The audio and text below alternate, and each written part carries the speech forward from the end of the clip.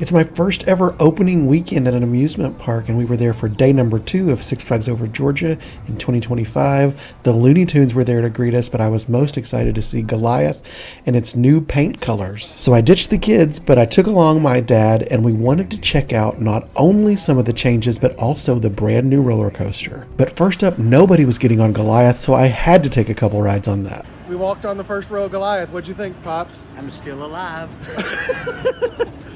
We're testing the old man out today. See how he handles these coasters. All right, second time. I definitely felt the rattle. I rode in the back. The force, oh, there it is. The force was definitely a lot stronger in the back. So if you want an intense ride, the back of Goliath. If you want a little smoother, enjoy the view, that's where front ride comes in. This is apparently where they store the creepy clown after Halloween. The real reason we were here was to experience the newest coaster, Georgia Gold Rusher, an Intamin that just opened, and Six Flags Over Georgia's first launched coaster. They changed the theming last minute, but everything looks great. You have the panning for gold type of feel, a nice waterfall. I really like what they did with this area of the park. So it's a pass holder preview from 11 to 2. They wouldn't even let my dad come with me. He's my bring a friend for today. And so I wanted him to be able to ride, but he'll have to come back later and check it out with me.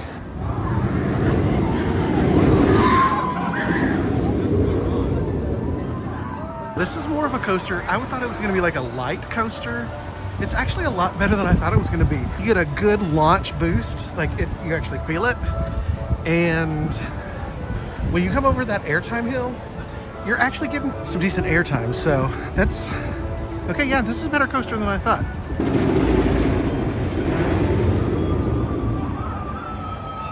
That one's turning a little bit.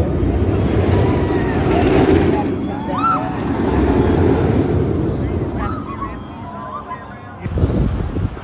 around. Now we're headed for Metropolis and Superman's Ultimate Flight. And this is where we first started to experience what would be the pain of attending on opening weekend, which is abysmally slow ride operations. Look at the old guy on the flying ride. Still, we only had to wait for like one cycle to get on the front row of Superman, and it's worth the wait for the front row because you get such great positive force on that pretzel loop. This is an incredible coaster. I cannot recommend it highly enough. Got off Superman and came over to battle for Metropolis.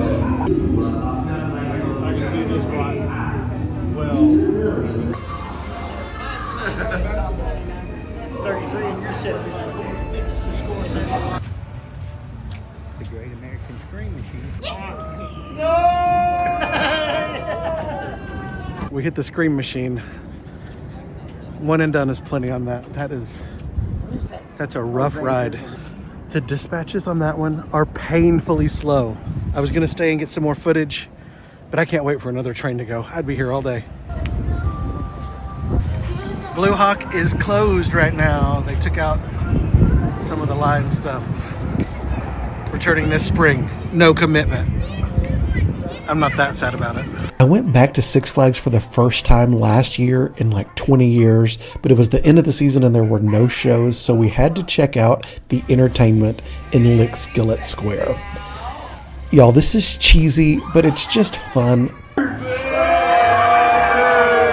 Kids would love it, and I do love live entertainment in the park, so I always suggest stopping to watch so that these type of things will continue to be in amusement parks. The funniest thing to me is that this is called Shenanigans, but they've taken out all of the guns, which, I can get behind because we don't want kids playing with guns, but maybe time to change the name of the show. This is where they had go-karts last year. The rumor is they're putting a new entrance over here by the parking lot. We'll see if that's actually happening. I don't know if I put on a couple extra pounds or if Ride Ops was not doing great, but I couldn't get on Pandemonium this year, but I had to let my dad experience it. That one may have pushed him a little far though, so it was time for a little break. And if you've watched this channel before, you know that I judge many locations I visit by the quality of funnel cake, and this was an excellent funnel cake, very crispy. And funny enough, we also were back for funnel cake at the second showing of the Wild West show. Here comes our yellow car. One of the rides I didn't get to experience last year was the Hanson cars. It's not super exciting, but I do think it helps add to the charm of the park. How's my driving? Great.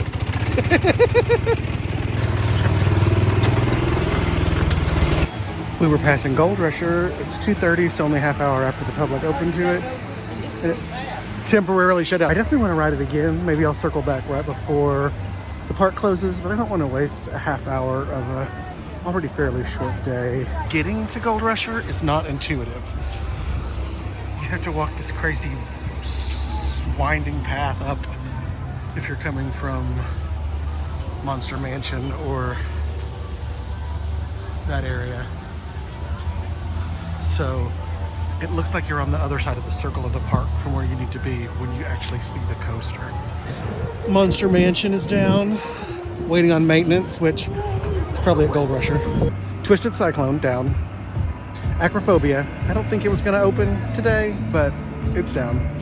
Monster Mansion, Dahlonega Mine Train, Gold Rusher, all not operating right now. So makes me think other lines are about to get a little crazy. Barnesville Station, we get to watch some Bugs Bunny cartoons.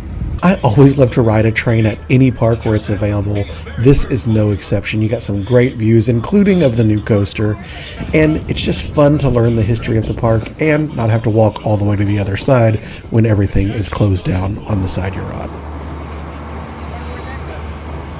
And I was definitely right about the lines getting longer. We waited for almost 40 minutes to get on Riddler Mindbender, but this is such a classic Schwarzkopf looper.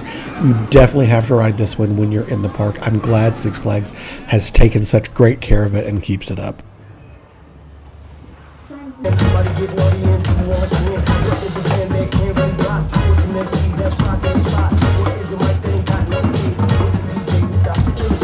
I'd also missed the Log Jamboree because that came at the end of the season last year, so I wanted to get on this one.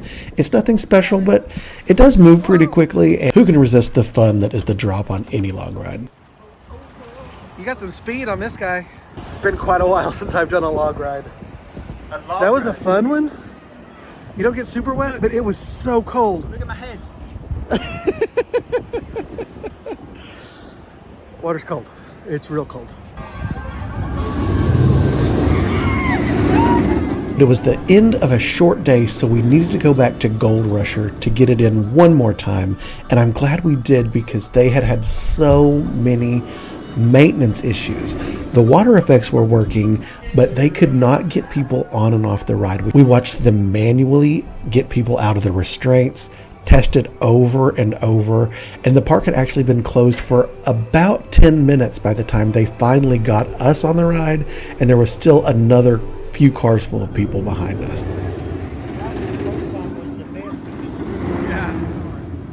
One thing I was bummed about is that we didn't make it back to Monster Mansion, and I learned after we left that it had a refurb over the break, that they had some new paint that really made things pop. Stay out of the marsh! Stay out of the marsh! So I'm very excited to get my girls back this summer, check out Monster Mansion, and see what they think of the park. So what's my overall impression of Six Flags Over Georgia in 2025? I'll tell you, but first, I really hope that you'll like this video to help other people find it. And if you would, why don't you subscribe to the channel? It'll help me reach my personal goal of making $1 from YouTube. Please help me get there. So, Six Flags Over Georgia 2025, I think this park has so much potential. It really has that old-time charm of what you want in an amusement park, with great thrill rides, but also great throwback rides, good things for the kids to do. The train, again, I love riding that around the park.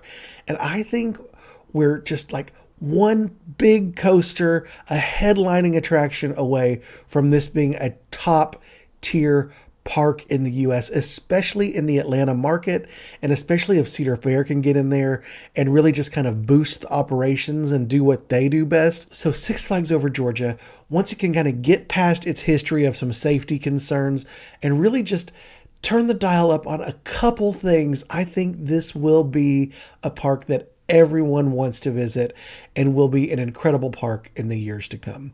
Thanks again, like and subscribe, and stay tuned for the next adventure.